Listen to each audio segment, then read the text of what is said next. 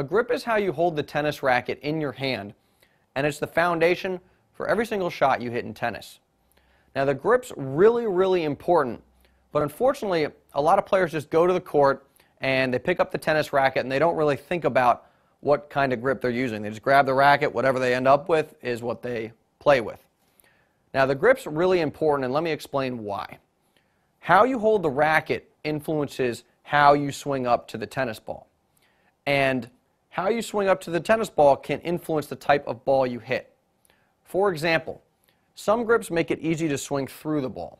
And when I swing straight through the ball, I produce a ball that's relatively flat. In other words, I hit it hard, but it doesn't have much topspin. There are some other grips that allow you to swing up on the ball more. And when you swing up on the ball, you don't get as much pace, but you get more topspin. And that's really important when you're trying to figure out what style of game you're going to play.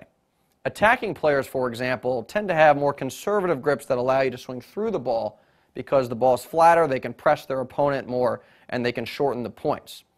However, because you're swinging through the ball, you don't get as much topspin.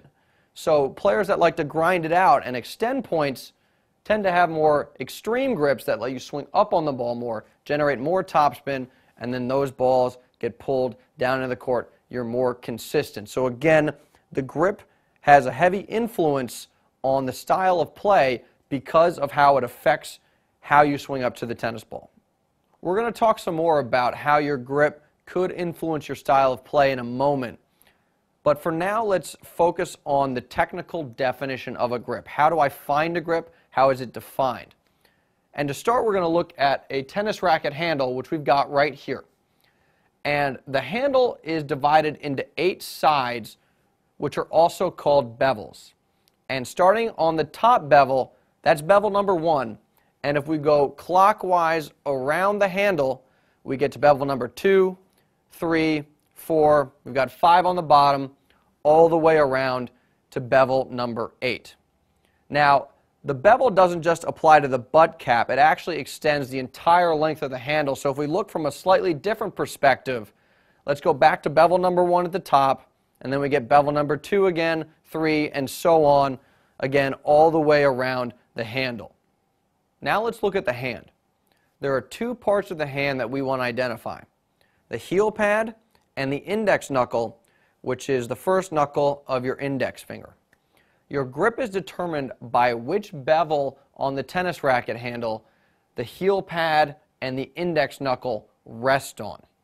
So if we go back to the tennis racket handle, again, the grip is determined by where you position your heel pad and index knuckle along the handle, which bevel it rests on. So for example, the Continental grip, which many pros use to serve, is where the heel pad and the index knuckle rest on the second bevel of the handle. So here we have a shot of me holding the racket with a Continental grip, and you can see from this vantage point that my heel pad is squarely on the second bevel of the tennis racket handle. And from a different perspective, now we've got the index knuckle also resting on that second bevel. Again, this is the Continental grip. Let's get back to how your grip influences your style of play. Now, you may have sat around the clubhouse and heard someone say, well, X grip is better than Y grip, so you should go with X grip. Well, that's simply not the case. One grip is not better than the other. And what you want to do when you're trying to select a grip is think about how that grip works into the larger framework of your game. And let me give you an example of how that works. Roger Federer is an all-court player, and he's an aggressive player. He's an attacking player.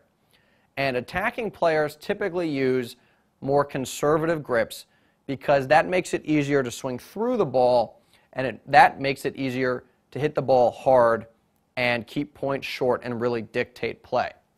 On the other hand, you've got Rafael Nadal. He has a more extreme grip, and that makes it easier for him to swing up on the ball. And because he swings up on the ball, he gets more topspin, and that makes him really consistent, and that's what has allowed him to grind people into the ground on clay and win a ton of French Opens. So the grip should work into the larger framework of the game you're trying to build.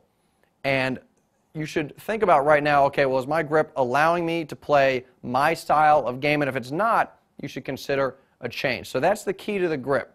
Does it allow you to play your style of game? Are you an attacking player? Are you a more consistent player? And your grip should work into that larger framework of how you approach and how you play the game.